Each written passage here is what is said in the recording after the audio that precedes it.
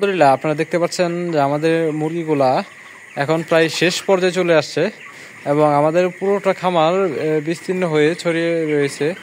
তো আল্লাহর রহমতে মুরগিগুলা সুস্থই আছে এবং ভালো আছে। কিন্তু আমি একটা বিষয় দেখেন এখানে দুইটা মুরগি মরা আছে, আর সারাদিনে বেশ অনেকগুলো মুরগি আমাদের ফালানো হয়েছে।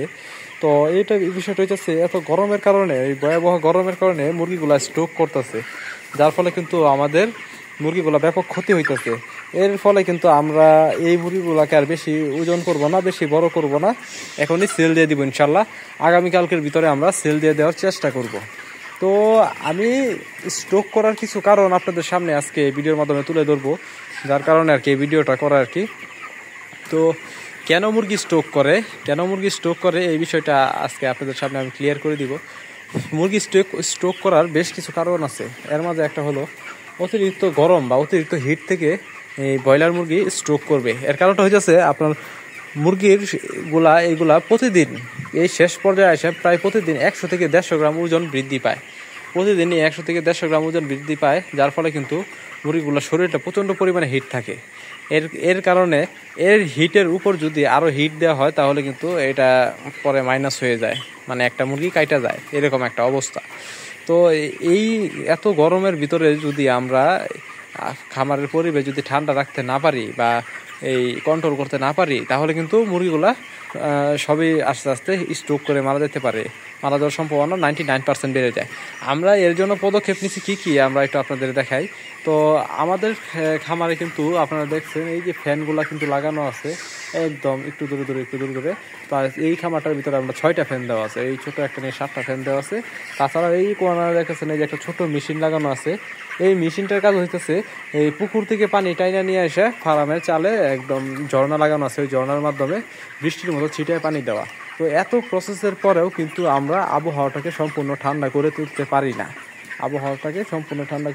না। এর কারণটা হইতেছে আমাদের মুরগির যে লিটার আছে, লিটারের একটা গরম আছে, এবং মুরগির যে দেহের দৈহিক গরমটা, এই গরমের কারণে কিন্তু আমরা আবহাওয়াটা সঠিকভাবে কন্ট্রোল করে উঠতে পারি না, যার ফলে কিন্তু আমাদের মুরগিগুলো স্ট্রোক করে মারা যাচ্ছে। তো এই শেষ পর্যায়ে আসা আসলেও এই সিজনে, মানে এই গ্রীষ্মকালীন সিজনে কোনো খামারিরা কিন্তু মুরগি বড় করতে চায় না।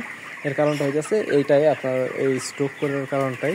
তো আলহামদুলিল্লাহ, এছাড়া কিন্তু আমাদের আল্লাহর রহমতে মুরগিগুলো সুস্থ আছে। আমরা কিন্তু সঠিক সময়ে ঠান্ডার কোর্স করছি এবং সঠিক সময় মুরগির গ্রোথ, ক্যালসিয়াম সব কিছু মোটামুটি ব্যবহার করার চেষ্টা করছি। তবে এবারে আমরা ঠান্ডার জন্য ক্যালসিয়ামের ওষুধটা একটু কম ব্যবহার করছি, তারপরে কিন্তু আল্লাহর রহমতে মোটামুটি মুরগির ক্যালসিয়ামের শক্তি এবং গ্রোথ সঠিক আছে।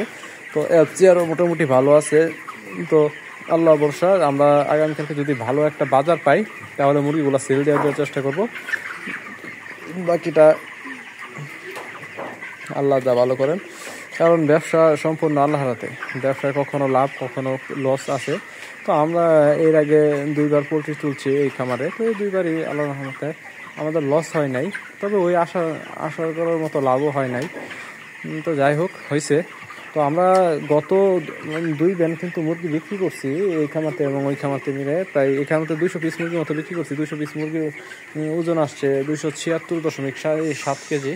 তো আপনারা অবশ্যই এটা ক্যালকুলেশন করে বের করে নেবেন যে আমাদের মুরগির গড় ওজনটা কী ছিল।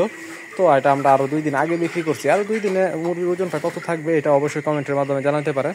তো আজকে এই ভিডিও এই পর্যন্তই রেখে দিব। ভালো লাগলে অবশ্যই লাইক দিবেন এবং কমেন্টের মাধ্যমে জানাতে পারেন আপনাদের কী সম্পর্কে এবং কী বিষয় নিয়ে ভিডিও প্রয়োজন, তা আমরা ওইটা নিয়ে ভিডিও দেওয়ার চেষ্টা করবো ইনশাল্লাহ। তো আজকে এই ভিডিও এই পর্যন্তই। সকলে ভালো থাকবেন, সুস্থ থাকবেন এবং আমাদের জন্য দোয়া করবেন। আসসালামু আলাইকুম।